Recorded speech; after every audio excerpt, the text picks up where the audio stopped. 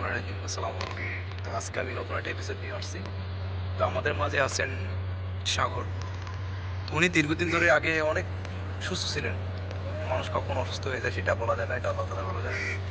তো আজকে এমন একটা জীবন বা এমন একটা গল্প নিয়ে আলোচনা করবো আমরা, একটা গল্প শেয়ার করবো, যে এই গল্পটা শুনলে হয়তো আপনারা শিউরে উঠবেন। গল্পটি আমার মুখে না শুনে যার গল্প তার মুখে শোনায় ভালো, ঠিক আছে? তো তার কাছ থেকেই শুনেন।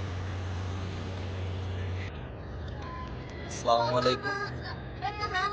আমি একজন অসহায় পরিবারের ছেলে। দীর্ঘ 1 মাস আগে খুবই সুস্থ ছিলাম। তা আলহামদুলিল্লাহ ডাক্তার চোখে হয়েছে কিংবা মালিকের ইচ্ছে হয়েছে আজকে আমি এখন প্রতিনিয়ত ভালো লাগলে আমাদের এটার ভিতরে ভালো রাখি, আমাদের দিকে নজর রাখি। দেখেন, বলতে পারি না যে আসলে কত দূর পর্যন্ত আমরা যাইতে পারি। তারপরেও আজকে আমাদের প্রথম দিন হিসাবে আমরা চেষ্টা চালিয়ে যাবো ইনশাআল্লাহ। দেখি কতদিন মালিক নেওয়াতে পারে। আর আপনারাও আমাদের দিকে একটু নজর রাখবেন। এখনো পরিপূর্ণভাবে সুস্থ হয়ে ওঠেনি, এখন একটু অসুস্থ। দোয়া করবেন ইনশাআল্লাহ জানি অল্প সময়ের মধ্যে যেন সুস্থ হয়ে যায়। মালিকের কাছে দোয়া করবেন।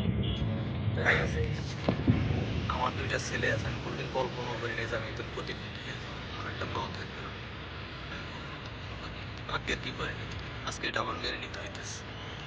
এবং কি আল্লাহ চাইছে বিদায়, আল্লাহ যা করে মানুষের মঙ্গলের জন্য করে। হয়তো এমন হইতে পারতো যে আমার একটা পাপ থাকলে আমি হয়তো কোনো না কোনো মানুষের ক্ষতি করতাম, কিন্তু আমার দ্বারা কারো না কারো ক্ষতি হইতো।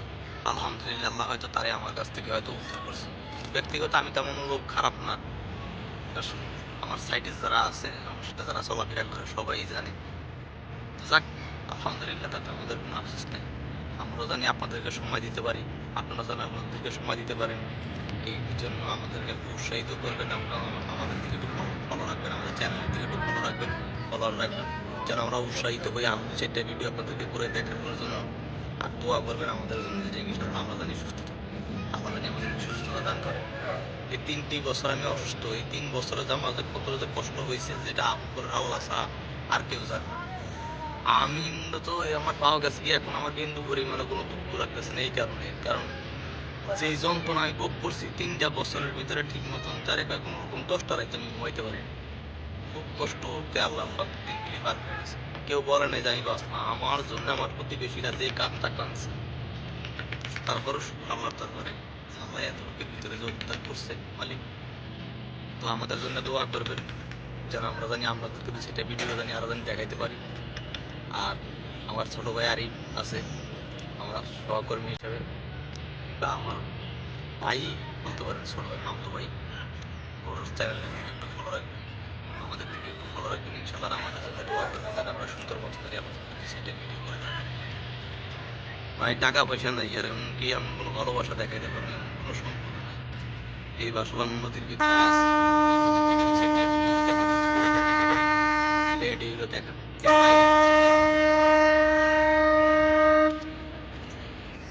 তো শুনতে পেলেন আমাদের সাগরের মুখে তার জীবন কাহিনী।